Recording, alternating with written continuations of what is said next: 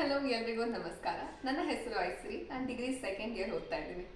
ನಾನು ಒಂದು ಚಿಕ್ಕದಾಗಿ ಒಂದು ಬ್ಲಾಗ್ ಶುರು ಮಾಡಿದ್ದೀನಿ. ಅದರ ಟೈಟಲ್ ಏನಂದ್ರೆ ಜಾದೂಗಾರರಿದ್ದಾರೆ ಜಾಗ್ರತೆ.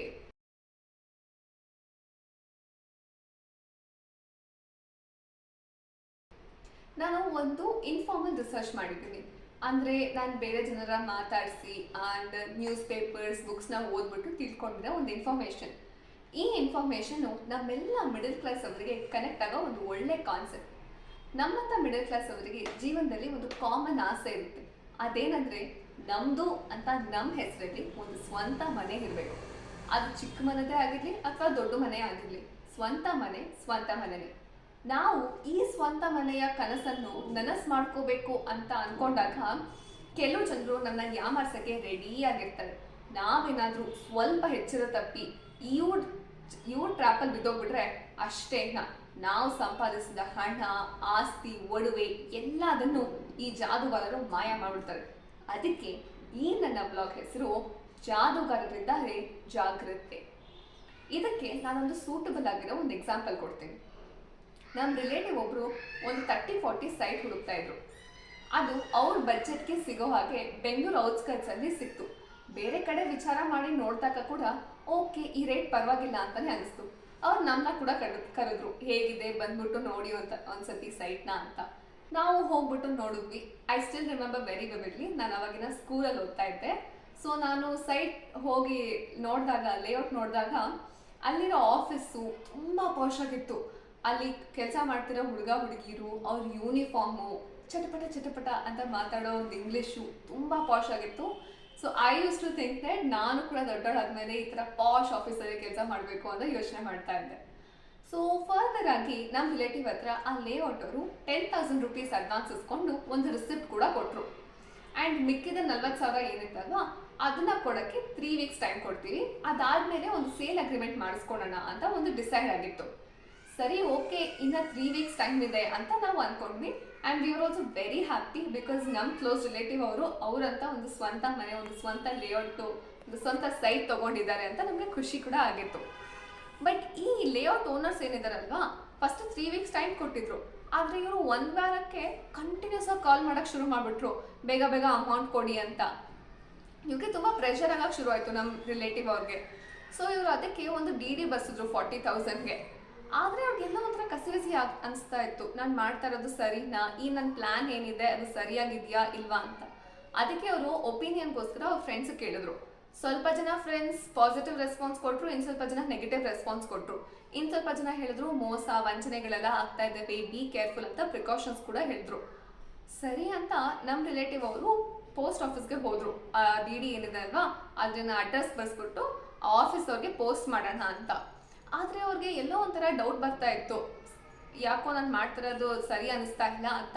ಇವರು ಪೋಸ್ಟ್ ಮಾಡ್ದೇ ಆ DD ಕವರ್ನ ರಿಟರ್ನ್ ತೊಗೊಂಡ್ಬಂದ್ಬಿಟ್ರು. ನಾನೇ ನೆಕ್ಸ್ಟ್ ವಾರ ಹೋಗ್ಬಿಟ್ಟು ಖುದ್ದಾಗಿ ಪೋಸ್ಟ್ ಮಾಡ್ತೀನಿ ಅಂತ. ಇಷ್ಟು ದಿನ ಕಂಟಿನ್ಯೂಸ್ ಆಗಿ ಕಾಲ್ ಮಾಡ್ತಿರೋ ಆಫೀಸ್ ಅವರು ಲಾಸ್ಟ್ 2 daysಯಿಂದ ಕಾಲ್ ಮಾಡೋದೇ ನಿಲ್ಲಿಸ್ಬಿಟ್ಟಿದ್ರು. ಅವಾಗ ಇವ್ರಿಗೆ ಡೌಟ್ ಬಂದ್ಬಿಡ್ತು ನಮ್ಮ ರಿಲೇಟಿವ್ಗೆ, ಯಾಕೆ ಇಷ್ಟು ದಿನ ಕಾಲ್ ಮಾಡ್ತಿರೋರು 2 daysನ ಕಾಲ್ ಮಾಡ್ತಿಲ್ಲ ಅಂತ. ಸರಿ ಅಂತ ಇವರು ನಮ್ಮ ರಿಲೇಟಿವ್ ಅವರು ಆಫೀಸ್ಗೆ ಹೋದರು. ಆಫೀಸ್ಗೆ ಹೋದಾಗ ಅಲ್ಲಿ ಆಫೀಸೇ ಕಾಣಿಸಿಲ್ಲ. ಬಿಲ್ಡಿಂಗ್ ಕರೆಕ್ಟ್ ಆಗಿತ್ತು, ರೋಡ್ ನಂಬರ್ ಕರೆಕ್ಟ್ ಆಗಿತ್ತು, ಅಡ್ರೆಸ್ ಕರೆಕ್ಟ್ ಆಗಿತ್ತು, ಆದರೆ ಅಲ್ಲಿ ಆಫೀಸೇ ಕಾಣಿಸಿಲ್ಲ. ಇವ್ರಿಗೆ ಆಶ್ಚರ್ಯ ಆಗಿ ಪಕ್ಕ ಮನೆಯಲ್ಲಿ ವಿಚಾರ ಮಾಡಿದ್ರು. ಆ ಪಕ್ಕದ ಮನೆಯವ್ರು ಹೇಳಿದ್ರು, ಇಲ್ಲ ಇವರು 2 ದಿನದಲ್ಲೇ 2 ದಿನ ಮುಂಚೆನೆ ಆಫೀಸ್ನ ಎವ್ಯಾಕ್ಯುಯೇಟ್ ಮಾಡ್ಕೊಂಡು ಹೋಗ್ಬಿಟ್ರು ಅಂತ ಅಂದರು. ಇವ್ರಿಗೆ ಶಾಕ್ ಆಯಿತು, ಅದಂಗೆ ಹೋದ್ರು, ಎಲ್ಲಿ ಹೋದ್ರು ಅಂತ ಕೇಳಿದ್ರು. ಎಲ್ಲಿ ಹೋದ್ರು ನಮಗೆ ಗೊತ್ತಿಲ್ಲ ಅಂತ ಪಕ್ಕದ ಮನೆಯವ್ರು ಹೇಳಿದ್ರು. ಸೊ ನಮ್ಮ ರಿಲೇಟಿವ್ ಅವರು ಕಾಲ್ ಮಾಡಿದ್ರು, ಯಾರು ಕಾಲ್ ಎತ್ತಿದ್ದಿಲ್ಲ, ಎಲ್ಲ ಕಾಲು ಸ್ವಿಚ್ ಆಫ್ ಬರ್ತಾ ಇತ್ತು. ಸೇಲ್ಸ್ ಮ್ಯಾನೇಜರ್ದಾಗಲಿ ಓನರ್ಸ್ದಾಗಲಿ ಎಲ್ಲ ಕಾಲು ಸ್ವಿಚ್ ಆಫ್ ಬರ್ತಾ ಇತ್ತು. ಅದಕ್ಕೆ ನಮ್ಮ ರಿಲೇಟಿವ್ ಅವರು ಸರಿ ಹೆಂಗಾದ್ರೂ ಆಗಲಿ ನಾವು ಸೈಟ್ ಹತ್ರ ಹೋಗೋಣ ಅಂತ ಸೈಟ್ ಹತ್ರ ಹೋದರು. ಆದರೆ ಅವ್ರು ಕೊಂಡ್ಕೋಬೇಕಾಗಿರೋ ಸೈಟಲ್ಲಿ ಬೇರೆಯವ್ರ ಹೆಸರಿತ್ತು. ಅಂದರೆ this property belongs to X person ಅಂತ. ಇವರು ವಾಚ್ಮನ್ ಹತ್ರ ಹೋಗ್ಬಿಟ್ಟು ಕೇಳಿದ್ರು, ಇದು ನಮ್ಮದು ಪ್ರಾಪರ್ಟಿ, ನಾವು ಅಡ್ವಾನ್ಸ್ ಕೊಟ್ಟಿದ್ದೀವಿ ಈ ಸೈಟ್ಗೆ, ಅದಂಗೆ ಬೇರೆಯವ್ರದ್ದು ಬೋರ್ಡ್ ಇದೆ ಅಂತ. ಇಲ್ಲ ಸರ್, ಇದು ಬೇರೆಯವ್ರದ್ದು ಸೈಟು, ನಾನು ತುಂಬ ವರ್ಷದಿಂದ ನೋಡ್ತಾ ಇದ್ದೀನಿ ಆ್ಯಂಡ್ ನಿಮ್ಮ ಥರನೇ ತುಂಬ ಜನ ಬಂದ್ಬಿಟ್ಟು ಕೇಳ್ಕೊಂಡು ಹೋಗಿದ್ದಾರೆ, ಇದು ನಿಮ್ದೆಲ್ಲ ಸೈಟು ಬೇರೆಯವ್ರದ್ದು ಅಂತ ಹೇಳಿದ್ದಾರೆ. ನಮ್ಮ ರಿಲೇಟಿವ್ ಆಗಿ ಫುಲ್ ಶಾಕ್ ಆಗ್ಬಿಡ್ತು, ಏನು ನಡೀತಾ ಇದೆ ಇಲ್ಲಿ, ನಾನು 10,000 rupees ಅಡ್ವಾನ್ಸ್ ಕೊಟ್ಟಿದ್ದೀನಿ, ಇದು ಯಾರೋ ಫೋನು ಹೋಯ್ತಿಲ್ಲ, ಅಲ್ಲಿ ಆಫೀಸು ಇಲ್ಲ, ಆಮೇಲೆ ನಮ್ಮ ರಿಲೇಟಿವ್ ಅವ್ರಿಗೆ ಗೊತ್ತಾಯ್ತು, ಇಲ್ಲ ನಾನು ಮೋಸ ಹೋಗಿದ್ದೀನಿ, ನನ್ನ 10,000 ರುಪೀಸ್ ಏನಿದೆ ಅದು ಲಾಸ್ ಆಗಿದೆ ಅಂತ ಗೊತ್ತಾಯ್ತು. ಈ ಒಂದು ಪಾಠ ಕಲಿಯೋಕ್ಕೆ ನಮ್ಮ ರಿಲೇಟಿವ್ ಅವರು 10,000 ರುಪೀಸ್ ಕಳ್ಕೊಂಡ್ಬಿಟ್ರು. ಈ ಒಂದು ಪ್ರೋಸೆಸ್ಸಲ್ಲಿ ನಮ್ಮ ರಿಲೇಟಿವ್ ಮಾಡೋ ತಪ್ಪನ್ನು ನಾನು ನಿಮಗೆ ಹೇಳ್ತೀನಿ. ಫಸ್ಟ್ ನಮ್ಮ ರಿಲೇಟಿವ್ ಅವರು ಒಂದು ಬ್ಯಾಕ್ಗ್ರೌಂಡ್ ಚೆಕ್ ಮಾಡಿಸ್ಬೇಕಾಗಿತ್ತು. ಆ ಓನರ್ ಅವರು ಏನು ಪೇಪರ್ಸ್ ಕೊಟ್ಟಿದ್ರಲ್ವಾ, ಆ ಪೇಪರ್ಸ್ನ ತೊಗೊಂಡೋಗಿ ಒಂದು ಅಡ್ವೊಕೇಟ್ ಹತ್ರ ತೋರಿಸ್ಬೇಕು. ತೋರಿಸ್ಬಿಟ್ಟು ಒಂದು ಲೀಗಲ್ ಅಡ್ವೈಸ್ ತಗೋಬೇಕು. ಆ ಒಂದು ಪೇಪರ್ ಸರಿಯಾಗಿದೆಯಾ, they are verified or not, ಅಥವಾ ಪೇಪರ್ಸ್ ಅಥೆಂಟಿಕ್ ಆಗಿದೆಯಾ ಇಲ್ವಾ ಅಂತ ತೋರಿಸ್ಬೇಕು. ಆವಾಗ ಅಡ್ವೊಕೇಟ್ ಅವರು ಏನೊಂದು ಲೀಗಲ್ ಅಡ್ವೈಸ್ ಕೊಡಬೇಕು ಅದನ್ನ ಕೊಡ್ತಾರೆ. ನಮ್ಮ ರಿಲೇಟಿವ್ ಅವರು ಇದನ್ನ ಮಾಡಿಸಿಲ್ಲ. ಸೆಕೆಂಡ್ಲಿ, ನಮ್ಮ ರಿಲೇಟಿವ್ ಅವರು KYC ಚೆಕ್ ಮಾಡಬೇಕು. ಓನರ್ದು KYC, ನೋ ಯುವರ್ ಕಸ್ಟಮರ್ ಅನ್ನೋದನ್ನ. ಆ ಓನರ್ ಅವ್ರದ್ದು identity proof and address proof. Identity proof like DL ಆಗಲಿ ಆ್ಯಂಡ್ ಪ್ಯಾನ್ ನಂಬರ್ ಆಗಲಿ ತಗೋಬೇಕು. And address proof like Aadhaar ಕಾರ್ಡ್ನ ಇಸ್ಕೋಬೇಕು. ಓನರ್ ಅವರು ಕೊಡ್ತಾರೆ ಕೇಳಿದ್ರೆ. And third one, financial report of the owner. For example, CIBIL, CIBIL, ಇದು ಒಂದು ಫೈನಾನ್ಷಿಯಲ್ ರೇಟಿಂಗ್ ಏಜೆನ್ಸಿ. ಒಬ್ಬ ವ್ಯಕ್ತಿಯ ಫೈನಾನ್ಷಿಯಲ್ ಡಿಸಿಪ್ಲಿನ್ ಹೇಗಿದೆ ಅನ್ನೋದನ್ನ ಈ ರೇಟಿಂಗ್ ಏಜೆನ್ಸಿ ಹೇಳುತ್ತೆ. ಫಾರ್ ಎಕ್ಸಾಂಪಲ್, ನಮಗೆ ಸ್ಕೂಲಲ್ಲಿ ಮತ್ತೆ ಕಾಲೇಜಲ್ಲಿ ಹೆಂಗೆ 100ಗೆ ಎಷ್ಟು ಮಾರ್ಕ್ಸ್ ಬಂದಿದೆ ಅಂತ ಕೊಡ್ತಾರಲ್ವಾ, ಸೊ ಅದೇ ರೀತಿ ಇದರಲ್ಲಿ ಈ ಫೈನಾನ್ಷಿಯಲ್ ರೇಟಿಂಗ್ ಏಜೆನ್ಸಿಯಲ್ಲಿ ಒಬ್ಬ ವ್ಯಕ್ತಿಗೆ 900ಗೆ ಎಷ್ಟು ಮಾರ್ಕ್ಸ್ ಬಂದಿದೆ ಅಂತ ಕೊಡ್ತಾರೆ. ಇದು ಫೈನಾನ್ಷಿಯಲ್ ಮಾರ್ಕ್ಸ್, ಅಂದ್ರೆ ಇವ್ರದ್ದು ಫೈನಾನ್ಷಿಯಲ್ ಸ್ಟೆಬಿಲಿಟಿ ಹೇಗಿದೆ, ಇವ್ರದ್ದು ಫೈನಾನ್ಷಿಯಲ್ ಡಿಸಿಪ್ಲಿನ್ ಹೇಗಿದೆ ಅನ್ನೋದನ್ನ ಕೊಡ್ತಾರೆ. ಈ ಸ್ಕೋರ್ ಏನಿದೆ, ಒಬ್ಬ ವ್ಯಕ್ತಿಯ Aadhaar card and PAN number base ಮೇಲೆ ಇದು ಲಿಂಕ್ ಆಗಿ ಈ ಸ್ಕೋರ್ ಬರುತ್ತೆ. ಈ ಸ್ಕೋರ್ 900ಗೆ ಎಷ್ಟು ಬಂದಿದೆ ಅನ್ನೋದ್ರ ಮೇಲೆ ಡಿಪೆಂಡ್ ಆಗುತ್ತೆ. ಒಬ್ಬರಿಗೆ 750 ಅಥವಾ 750ಗಿಂತ ಮೇಲ್ ಬಂದ್ರೆ ಓಕೆ, ಇವ್ರದ್ದು ಫೈನಾನ್ಷಿಯಲ್ ಡಿಸಿಪ್ಲಿನ್ ಚೆನ್ನಾಗಿದೆ ಅಂತ ಬರುತ್ತೆ. ಈ ಸಿಬಿಲ್ ಅನ್ನೋದನ್ನ ಆ ಓನರ್ ಹತ್ರನೇ ಇಸ್ಕೋಬಹುದು. ಫೋರ್ತ್ ಒನ್, ನಾವು ಡಿಸ್ಕ್ರೀಟ್ ಎನ್ಕ್ವೈರಿ ಮಾಡಬೇಕು. ಆ ಓನರ್ ಅವರು ಕೊಟ್ಟಿರೋ ಆಧಾರ್ ಕಾರ್ಡು ಆಮೇಲೆ ಅವ್ರು ಇವಾಗಿರೋ ಪ್ರೆಸೆಂಟ್ ಅಡ್ರೆಸ್ಸು ಅವೆರಡು ಸೇಮಾ ಅಲ್ವಾ ಅನ್ನೋದು ಒಂದು ಎನ್ಕ್ವೈರಿ ಮಾಡಬೇಕು.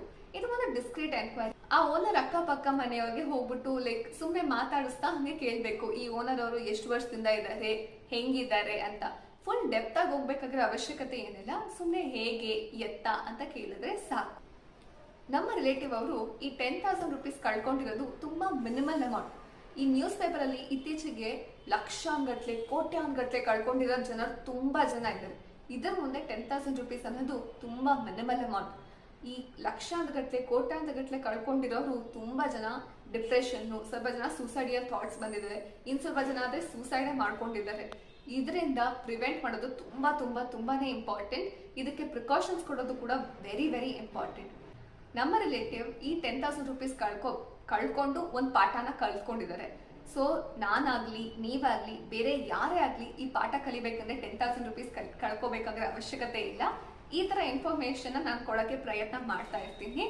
ನಾನು ಕಾಲೇಜ್ ಓದ್ತಾನೆ ನಾನು ಇದು ಒಂದು ಸೋಷಿಯಲ್ ರೆಸ್ಪಾನ್ಸಿಬಿಲಿಟಿ ತರ ನಿಮ್ಗೆ ಇನ್ಫಾರ್ಮೇಶನ್ ಕೊಡ್ತಾ ಇದ್ದೀನಿ. ಅಂಡ್ ಈ ಇನ್ಫಾರ್ಮೇಶನ್ ಇಂದ ಅಟ್ಲೀಸ್ಟ್ 0.1% ಜನಕ್ಕಾದ್ರೂ ಹೆಲ್ಪ್ ಆಗುತ್ತೆ ಅಂತ ನಾನು ಅನ್ಕೊಂತಾ ಇದ್ದೀನಿ. ನನ್ನ ಕಾನ್ಸೆಪ್ಟ್ ಹೇಗೆ ಅನ್ಸಿದೆ ಅಂತ ನೀವು ಕಮೆಂಟ್ ಮಾಡಿ ಹೇಳಿ. And all critics are accepted and appreciated. Please subscribe, like and comment and share it to all of your friends. Thank you so much.